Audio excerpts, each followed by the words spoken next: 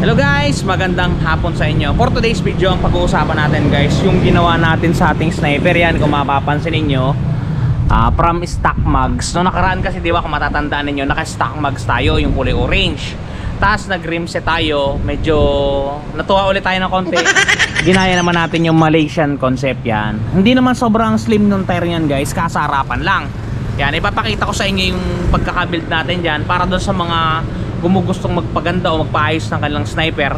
Guys, ito budget meal. Okay guys, bago natin tirahin yan, intro muna tayo.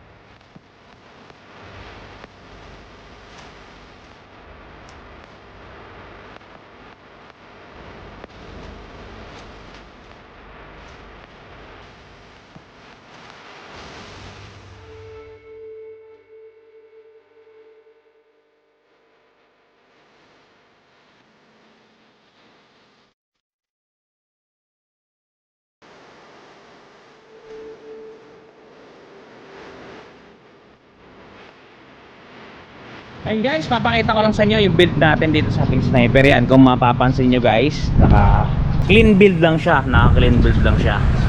Yan. Unahin natin guys ipakita dito yung ating lever. Yan, kung mapapansin niyo, halo-halo ang concept natin. Naka RCB lever tayo. Mura lang to guys, ililink ko na lang yung description sa baba kung saan ko siya nabili at kung magkano ba siya. Yan, yan yung unang na-upgrade natin. Sumunod, pinalitan natin yung mga bolts niya ng hang. Yan, puro silver lahat ang bolts natin. May flower din tayo. Yan, kung mapapansin nyo. Yan. Lahat yan guys, almost nabago na natin. Yan o. Yan. Ito pa. Lahat yan guys, kung mapapansin ninyo. O, diba? Solido na. Sumunod yan guys, ang binago pa natin dito sa ating unit is ang kanyang swing arm. Yan. Kung mapapansin nyo guys, ang swing arm natin ay DT10. Yan, ililink ko na lang yung description. DT10 yan guys na plus 2. Plus 2 yung haba niya. Yan, DT10. Mapapansin niyo, yung stock niya kasi hanggang dito lang. Yung stock niya, yan, mas sumaba siya ng konti. Ang ganon, ang disadvantage niya, medyo lumambot yung plane ng shocks. Pero okay lang kasi ako lang naman ang kadalasang sumasakay. Ang sunod na binago natin dito guys is yung angkasan. Yan, kung mapapansin niyo, naka Malaysian tayo. Yan, nandito na yung kasa natin. Yan, kabilaan yan guys, kasama. Yan, kabilaan yan, kasama yung holder ng pipe, ng muffler, ng pipe. Yan, Malaysian din yan. Yan, yan yung mga binago natin sa kanya. Sumunod guys, itong, nilagyan natin ng mudguard. Ito, nabibili lang to sa Shopee. Mudguard. Yan, merong nabibili yan pero maiksi lang. Hanggang dito. Itong hinanap natin yung mas mahaba. Para mas goods, mas mahaba para walang tilamsek. Sumunod guys yung axle dito, yung parang tornilyo dito sa shock. Yan, in-order natin yan sa Thailand, bali pasadya siya. Kabilaan kasi yung thread niyan para mas maging goods. Yan. Sumunod guys, ito mapapansin niyo, etong kable ng preno. Yan, ng brake hose. Yan, ang tatak niya ay ears. Yan, puro Shopee lang yan, Shopee. Sumunod guys, itong ang ating mugs. Parehas ang session guys ng mugs natin. 1.6 siya sa harap, 1.6 din siya doon sa likod. Enki ang tatak niyan guys. Kulay white lang siya, milky white yung kanyang color. Yan, kabilaan yan. Yan, ang size ng gulong nga pala natin guys, gawa ng yung ating mugs ay same yung size niya na 1.6. So same na rin yung ginawa natin, ginamit natin na gulong.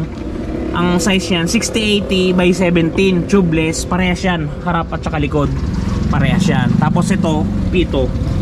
Sa Shopee ko lang din nabili to, yung pang tubeless na valve. Sumunod guys, nagpalit tayo ng flange. Yan, kung mapapansin niyo yung flange natin, ano na siya. Shopee lang din yan guys, to. Pure chrome siya para maganda. Tapos yung mga tornilyo niyan guys sa mga, eto, puro flower na yan. Yan, kung mapapansin niyo. puro flower na siya. O, diba?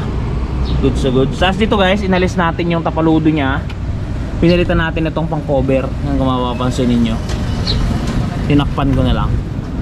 Yan. Sumunod, ano pa ba ang binago natin? Ito. Pero tayo nilagay dito protector gauge. Yan kung mapapansin ninyo, parang one way mirror siya, no? Hindi niyo masyado nakikita yung loob, yung speed meter. Pero sa actual yan, kitang kita yan, malinaw na malinaw. Pero pag dito sa video, malabo eh. Yan, tapos ito guys, yung cover ng susi. Hindi nga pala to guys yung kilis ha, ito yung disusi. Yan. Nice na natin. All in all, goods naman. Ito nga pala guys ang ating disc brake, Nissin. Nissin ang tatak niyan, yung walang butas. Yan, dito ko lang naman ginagamit yan guys sa amin, service pamasok sa trabaho. Kaya ito yung kursunadahan ko. Kabilaan yan guys, kung mapapansin niyo.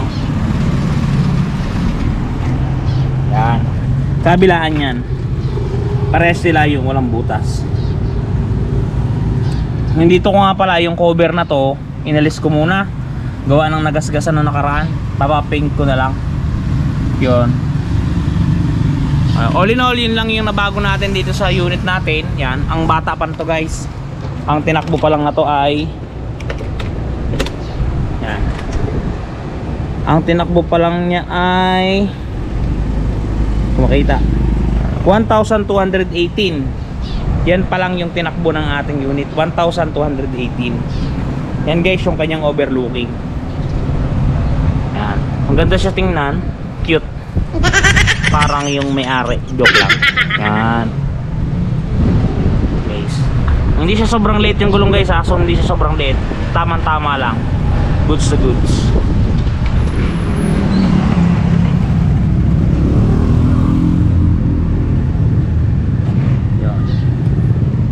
Guys, yung mga amount nga pala ng mga parts na nilagay natin dito, ililink ko na lang sa description kasi hindi ko siya masyadong sa ulo. Babalikan ko na lang doon sa mga na-add to cart, na complete to cart natin yan. Para masundan nyo rin kung gusto nyo gayahin. Ako sa inyo. Kasi ako, good sa good sa akin to. Malinis yung build nya. Clean build ba, ika nga. Good sa good. So okay guys, hanggang dito na lang. Sana nakatulong sa inyo yung video natin. Yun, sa mga naka-sniper dyan. Hi mga tropa.